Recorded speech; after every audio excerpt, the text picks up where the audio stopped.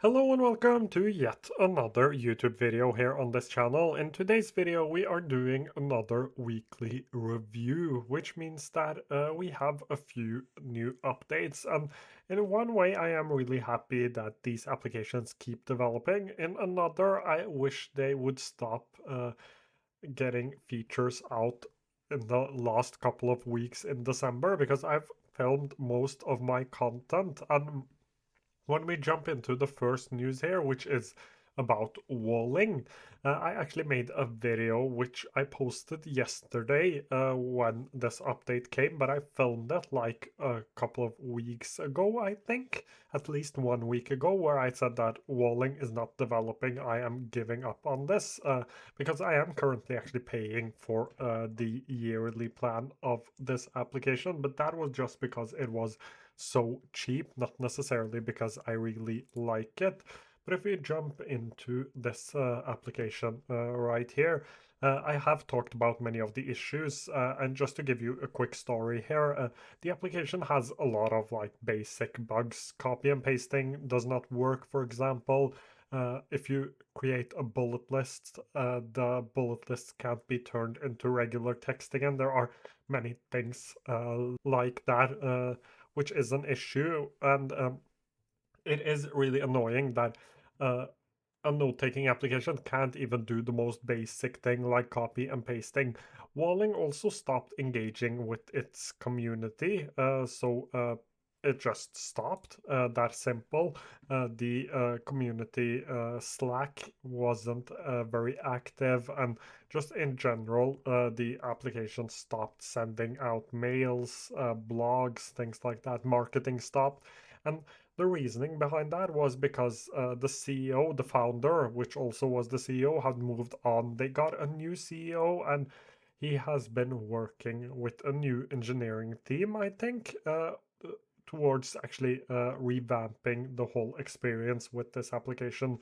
A couple of days ago, we got an email, those of us who are using the application, that there are a few news coming. So in the start of next year, 2025, we will have a new UI UX, which is much needed in this application that does not work properly. And they've also released a new beta program, so you can actually test out features and give your feedback on features. I think this is the right way to go.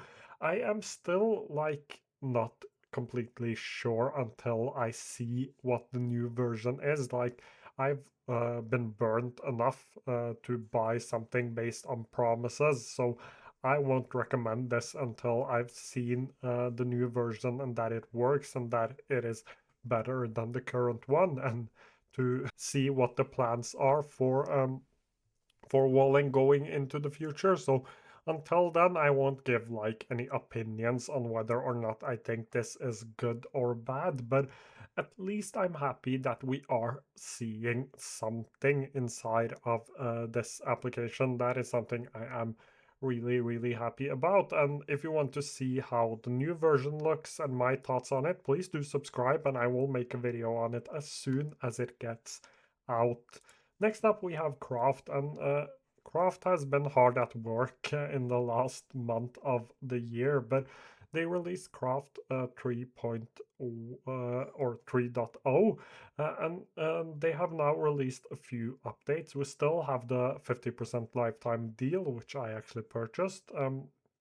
They've also added a Notion and a beer import. I think that the Notion import here is really important, because Craft has always been seen as a Notion competitor. Like, people have been talking about this as an option for Notion if you don't need the databases.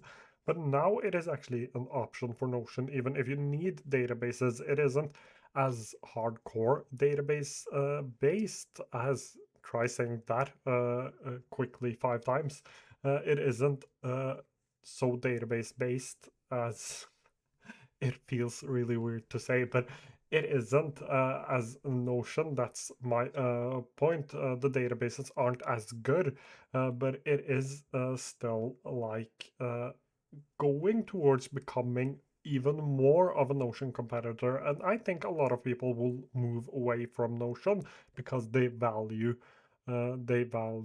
like offline much more than really complex databases. That is just something I think about, but it might not be true. But we are also getting task widgets as well, which is great if you use an iPhone and you need the task widgets. But this is a minor update, but I wanted to like talk about it anyways because I think the Notion imports suggests that Craft will continue to build on their databases and continue to try to take away customers from something like Notion, which means that Notion needs to actually ramp up its development with offline, especially really fast, because Notion hasn't had like a major competitor until now. Like Craft has been a competitor, but it didn't have the databases. You have things like Xtiles or Coda, but they are too complex. And Xtiles is too new, Coda is too complex. Craft has been an application I've thought of as something that can compete with Notion. So it is worth taking a look at, especially if you are in the Mac ecosystem or the Apple ecosystem. So, again, especially with this price, I think it is really worth it. Next up, we have Supernotes, which made a fun little update. Like, this isn't necessarily something I think of as like a huge update to the application. They made some smaller like updates as well, which I won't touch on here. But the major one was this wrapped feature right here, which I think is really beautifully designed. If you just take a look at this quite quickly, so you have your notes written, most written about the days. I really like a good wrapped feature personally. It is just something I enjoy a lot. And as I said, it isn't like the most important feature, but it is a really fun addition. I think Toos did this as well.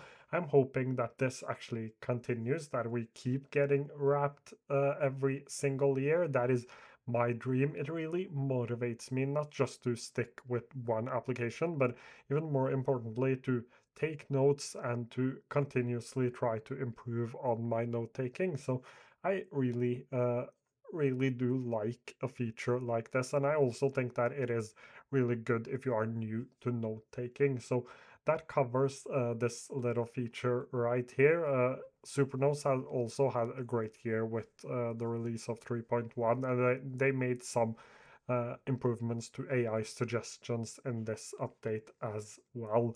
Last up, we have some small new features from amplenote, what they call their top voted features, task dependencies, and mirroring.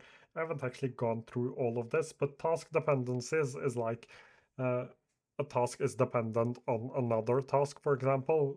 We now have that inside of amplenote. Like one task can be blocked by another task, for example. So that is something they've added. They've also added mirror task, and this is also a really cool feature, like mirroring one task to another place, so a task can actually live in multiple different places. That is basically uh, mirroring. We have it uh, in something like uh, workflowy. That was what I was going to say. In something like workflowy, you can have something live multiple different places, not only tasks, but here you actually have it with your tasks. So I really like these features. They might seem really small, but I think they are really important to something like amplenote, because the main selling point of amplenote is how good it is with task management. But if you would rather use a task management application, then amplenote suddenly is not worth it any longer. So I think they need to add more features related to task management, and these features right here are amazing. So that covers it for today's video. If you have any questions, feel free to leave them down below and I will try to get to them as soon as I can. Thank you so much for watching today's